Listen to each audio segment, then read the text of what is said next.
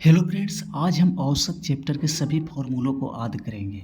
अगर आप औसत चैप्टर पढ़ रहे हो तो यह फॉर्मूला आपके लिए अति आवश्यक है।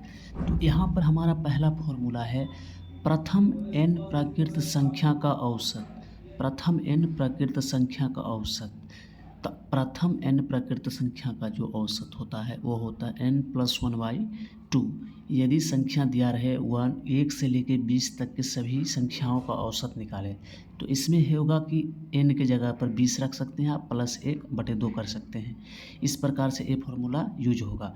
हमारा दूसरे नंबर पर जो फॉर्मूला है वो है प्रथम n प्राकृत संख्या के वर्गों का औसत। तो जो वर्गों का औसत होता है जो उसका फॉर्मूला होता है n+1 into 2 n+1/6। n+1 into 2 n+1/6। इसमें वर्गों का योग जैसे कहे कि 1 का स्क्वायर प्लस 2 का स्क्वायर प्लस 3 का स्क्वायर, मतलब जो एवरेज है औसत चैप्टर में जो इस प्रकार का प्रश्न आता है तो इसका फॉर्मूला ये रह जाएगा। तीसरा है हमारा प्रथम n प्राकृत संख्या के घनों का औसत। यदि कह दे कि 1 का क्यूब, 2 का क्यूब, 3 का क्यूब, यानी 1 से 10 तक के क्यूब का सभी संख्याओं का औसत निकाले, तो औसत जो क्यूब का घनों का औसत होगा वो होगा n इंटू n+1/1 का स्क्वायर बटे 4। चौथा नंबर पर जो फॉर्मूला है वो है प्रथम n सम संख्या का औसत। सम संख्या का जो प्रथम से n तक सम संख्या का औसत का फॉर्मूला होता है वो होता है n+1। पाँचवा नंबर पर जो फॉर्मूला है वो है प्रथम n विषम संख्या का औसत। तब विषम संख्या आनी कर रहा कि प्रथम से शुरू कर अंत तक, मतलब जितने विषम संख्या है उसका टोटल का औसत क्या होगा, तो टोटल का औसत सिर्फ n होगा।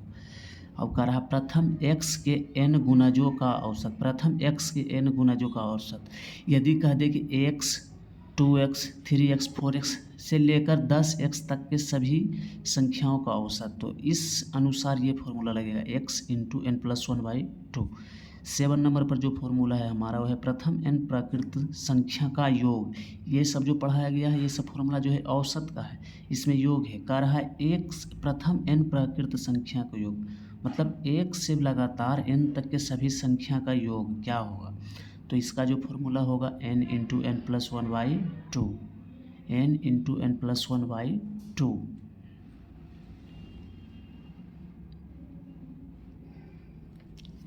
अब अगला फॉर्मूला है प्रथम n प्राकृत संख्या के वर्गों का योग। तो जो प्रथम n प्राकृत संख्या के वर्गों का योग होता है उसका फॉर्मूला होता है n into n+1 into 2n+1/6।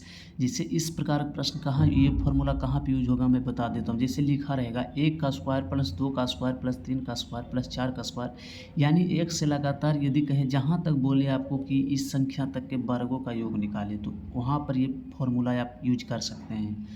तीसरा नंबर है प्रथम n, यानी 1 से शुरू कर n तक प्राकृत संख्या के घनों का योग। तो जो घनों का योग का फॉर्मूला होता है वो होता है बड़ी ब्रैकेट n इंटू n+1/2 और टोटल का होल स्क्वायर।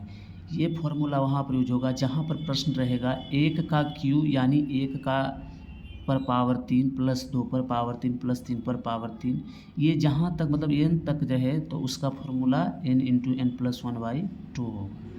अब हमारा है 10 नंबर पर जो फॉर्मूला है वह है प्रथम n सम संख्या का योग। तो जो प्रथम n सम संख्या का योग होगा वो होगा n इंटू n+1। 11 नंबर पर फॉर्मूला है प्रथम n विषम संख्या का योग। तो जो प्रथम n विषम संख्या का योग होता है वो होता है n का स्क्वायर, यानी जहाँ जैसे 20 तक कहे तो 20 का स्क्वायर कर देंगे, 10 तक कहे 10 का स्क्वायर कर देंगे, जहाँ तक बोलेगा उसको n मान के उसका वैल्यू पुट कर देंगे। अब 12 नंबर पर जो फॉर्मूला है वह है प्रथम x के n गुणजों का योग। यहाँ पर था औसत, ऊपर औसत था, यहाँ है योग, तो x के n गुणजों का योग जैसे कहेगा x plus 2x plus 3x plus 4x से लेकर 50x तक सभी संख्याओं का योग निकालें।